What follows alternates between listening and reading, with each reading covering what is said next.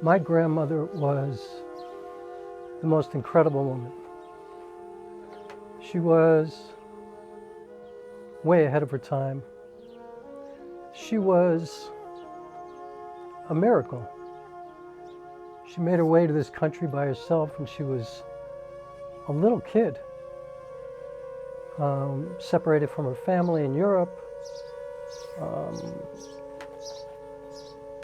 She was funny. She was the best storyteller I've ever known. She was something very special. And so she got away with like 87 years of no illnesses. Like she was healthy as a horse, I used to say. And then when she was 87 years old, she got some kind of a digestive issue. She wound up in the hospital. They decided to remove her gallbladder. An 87-year-old woman, instead of trying to see if they could fix her for a couple of weeks. And then she died shortly thereafter, after the surgery.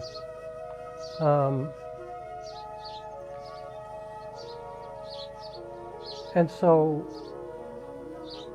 it was a difficult time when she was in the hospital. She was there for 2 weeks. I remember one day I came in and she had been really struggling, and a nurse had told me that she wouldn't talk to anybody. And that she was having a really difficult time.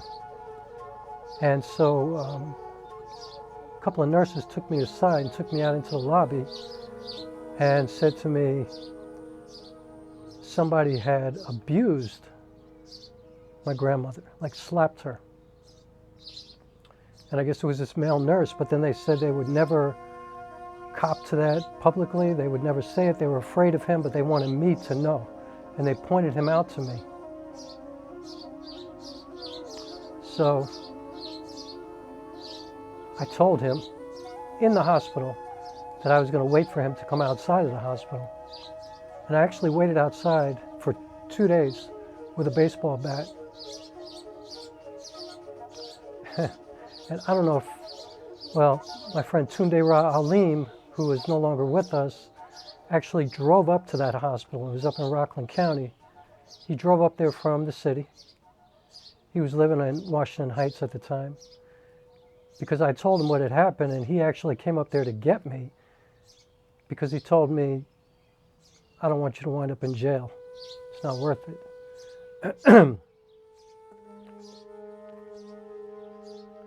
Anyway, me and my grandmother were very close. She was the only person in my life that actually felt like blood to me. Like really felt like she was related to me. You know, somebody who really, really was in my corner, like on my side, somebody who felt like me. She was amazing. You know, she used to tell me I was her favorite, and it was clear that I was, you know. She was my best friend. She was the only person I could really talk to. Like, I was really a loner when I was a little kid. I've been a loner as an adult, pretty much. She was the person I could really, really talk to, for real. So anyway, I was on the road at the time that she got sick. Now, what was ironic about this was a couple of weeks before she got sick, my grandmother had moved to Florida a few years earlier, many years earlier, probably 8 years before this. And she came up to New York to spend the summer. My grandfather had died a few years before that. She came up to New York to spend the summer in this bungalow colony in upstate New York.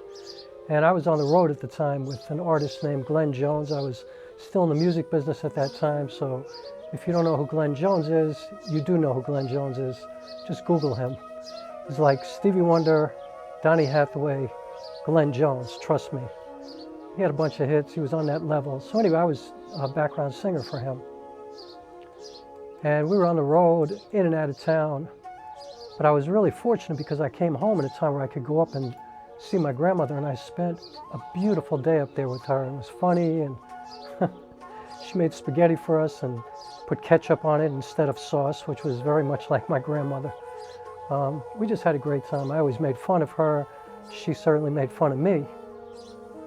So I was grateful for that time. So anyway, she winds up in the hospital.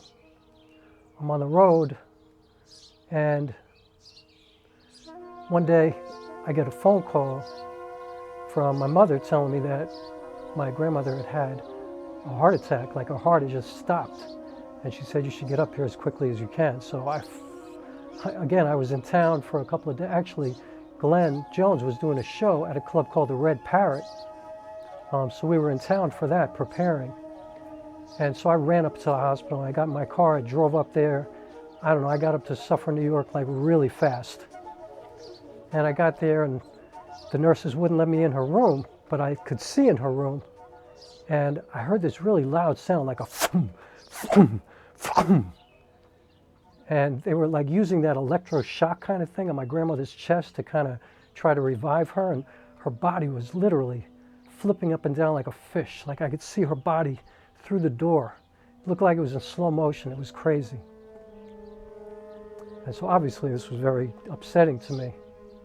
So the doctors left, and I ran into the room, and she was black. Her chest was black, her shoulders, her neck, parts of her face, she was just black.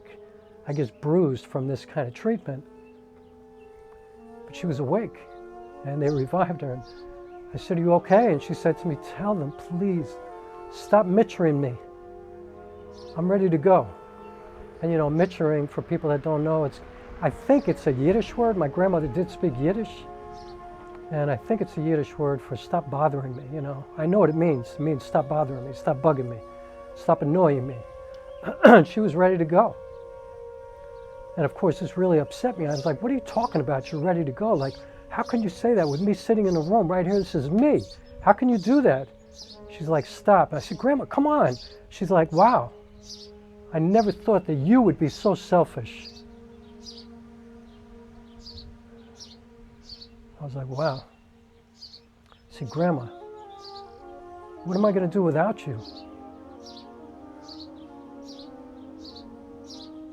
She said to me, trust me, you'll get over it.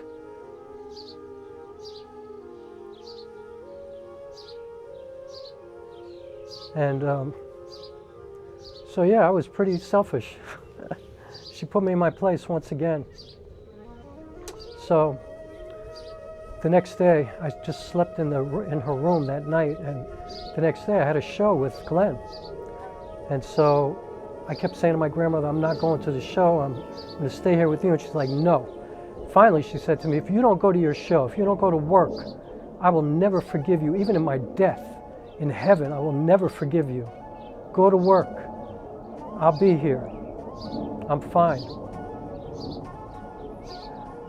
So she convinced me, and I went. But I told her, I said, I'm going to call, make sure you're okay, and I'll be back here right away. As soon as the show ends, I'm going to drive back up here. And she's like, fine, just go to work. So I go to the Red Parrot that night. It's on 57th Street and like 11th Avenue in Manhattan. And I actually remember talking to my friend John Adams. He was in the band. He was playing keyboards, and I called my grandmother right before we went on stage. So we probably hit at 8 o'clock. I called at like 7:55, and the nurse told me she's okay. I said, how's my grandmother doing? And she said she's hanging in there, she's doing okay. And so we went, and remember I told John what was going on, and so we did the show. And right after the show, I got in my car and I jetted back up to the hospital. And when I got there, the nurses met me at the door. 4 nurses deep just met me right at the door and told me, I'm sorry, your grandmother passed away last night. Or tonight.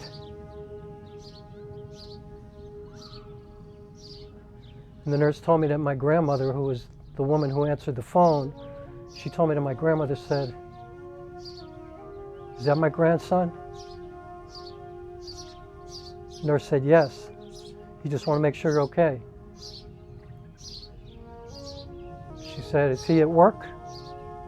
Nurse said, yes, he's at the show. My grandmother said, good. She said, he's my beautiful young darling. And the nurse said she closed her eyes. And then she passed.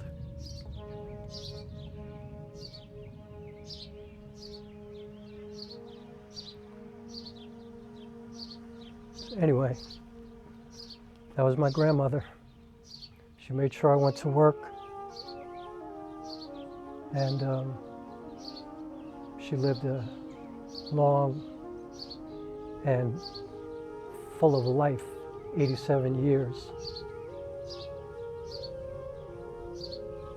And I'll never forget her. And I think about her every day. And it's my grandmother. May she rest in peace.